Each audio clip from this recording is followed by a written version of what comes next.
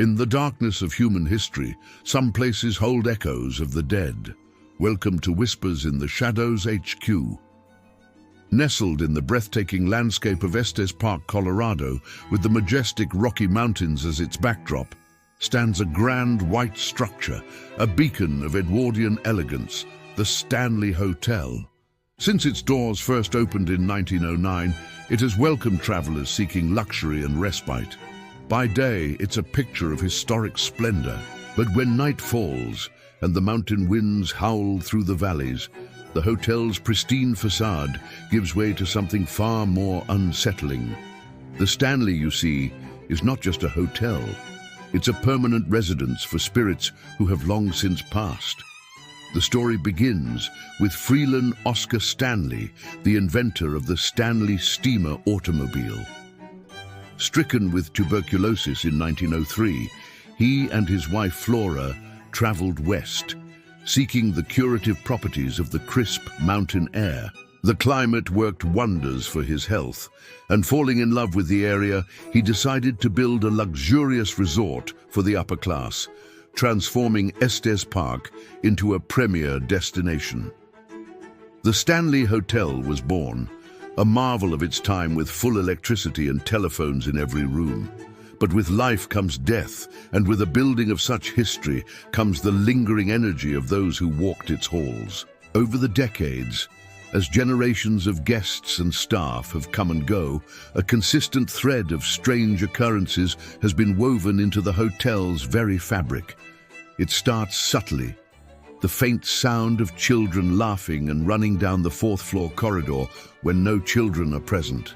The distinct notes of a piano playing in the concert hall, only for staff to find the room entirely empty, the piano lid closed and locked. Lights flicker on and off without reason, doors creak open and shut on their own, and disembodied voices whisper in the dead of night, calling out names or making simple requests from the shadows. These aren't just isolated incidents. They are a constant, a part of the hotel's identity. Staff members have reported seeing apparitions in period clothing, reflections in mirrors that aren't their own.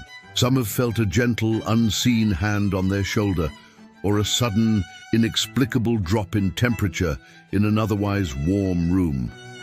Many believe the original owners, F.O. and Flora Stanley, have never truly left. Flora's spirit is often sensed in the concert hall, her phantom piano playing, echoing her love for music.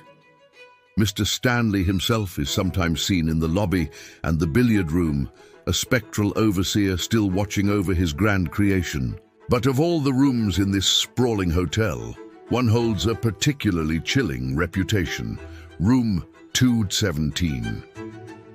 It was here, in the summer of 1911, that the hotel's chief housekeeper, Elizabeth Wilson, was caught in a gas lantern explosion.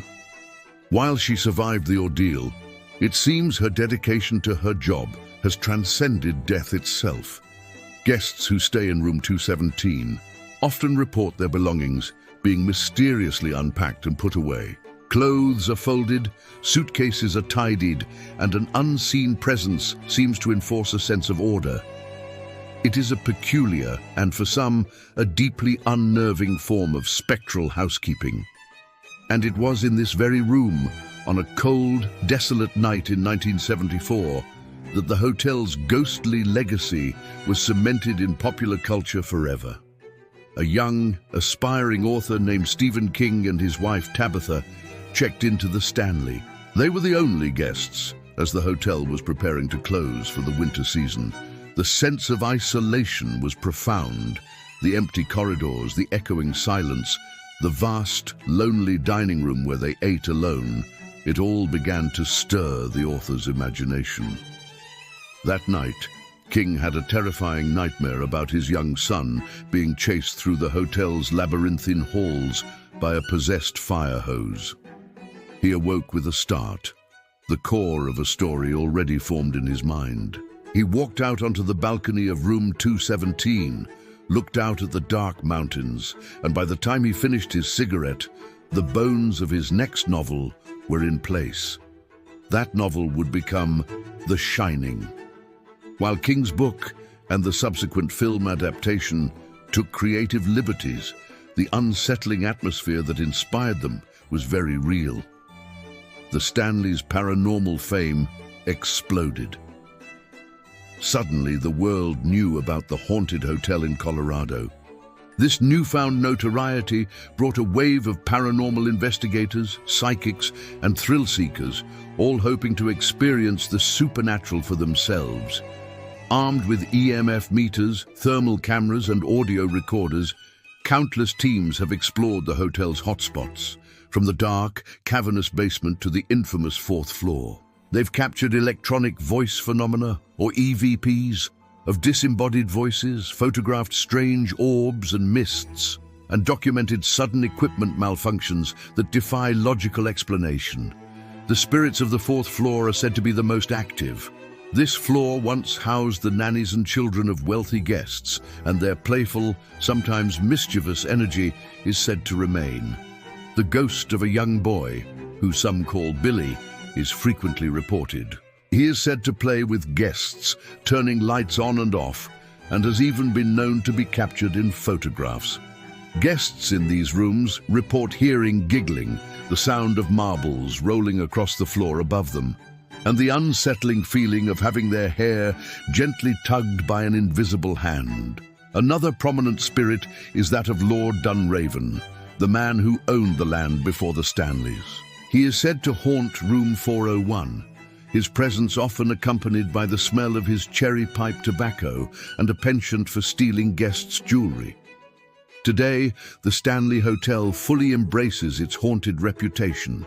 It offers nightly ghost tours, guiding brave visitors through its most active areas, recounting the tales of its spectral residents. It has become a pilgrimage site for fans of The Shining and paranormal enthusiasts alike. The hotel doesn't shy away from its past. It invites you to become a part of its ongoing story, to walk the same halls as Stephen King, to listen for Flora's piano, and to perhaps feel the chilling presence of a spirit standing just behind you. So what is it about this place? Is it the magnificent isolated setting, the weight of over a century of history, or is it something more? Are there truly souls trapped within these walls, forever bound to the place they once knew? The evidence, though anecdotal, is compelling and voluminous. The experiences are too consistent, too numerous to be dismissed as mere coincidence or overactive imaginations. The Stanley Hotel stands as a testament to the idea that some places absorb the emotions and energies of the past, holding them in an eternal echo. It reminds us that the line between the living and the dead is perhaps thinner than we think. The doors are always open, the lights are on, and the staff, both living and spectral, are waiting to welcome you. But be warned, when you check into the Stanley, you are never truly alone. Some say the guests never checked out, only linger, waiting in the halls of the Stanley. Thank you for joining us on this journey into the shadows. If you enjoyed this exploration, please like this video and subscribe to Whispers in the Shadows HQ for more tales from the world's most haunted locations. Until next time, stay curious.